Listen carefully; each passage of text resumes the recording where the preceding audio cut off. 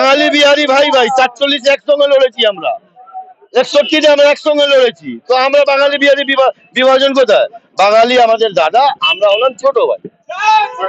স্বাধীনতার পর এইরকম ভোট আবার দেখলো বাংলা, কি বলবে? স্বাধীনতার পর আমাদের ঘুটি আর আমাদের যারা অত্যাচার সহ্য করে এখানে এসেছিল তারা, আর আমরা নন বেঙ্গলি ছোট ভাইরা তিনজন একসঙ্গে হয়ে ভোটটা করেছি, জিহাদিদেরকে তাড়িয়েছি।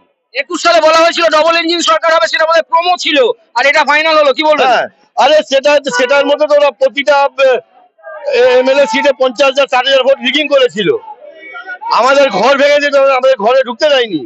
তাহলে এসআইআর যেটা হলো তাতে কি কাজ দিল কিছু? হ্যাঁ, অনেক কাজ দিল। এখন আরো 8% কমবে। আপনি দেখুন 3-4 দিন দেখুন, এখন যারা যারা তার ভেঙে এসছে দিদির আত্মীয় হয়ে, তারা এখন তার ভেঙে আবার চলে যাবে।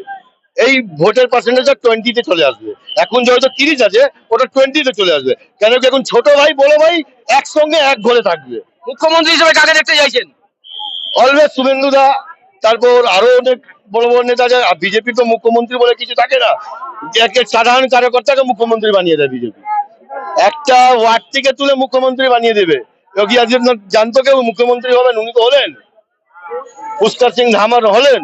তো আমাদের বিজেপিতে এইসব কোনো সিন নেই যে কে মুখ্যমন্ত্রী হবে। মুখ্যমন্ত্রী কোনো লড়াই নেই, যাকে পার্টি করবে তাকে আমরা মাথা পেতে মেনে নেবো। শোনা যাচ্ছে লকেট চ্যাটার্জি মুখ্যমন্ত্রী হতে পারে, কি বলছেন? যদি ওয়েলকাম, পার্টি যাকে করবে তার জন্য আমরা সেনা হয়ে কাজ করব।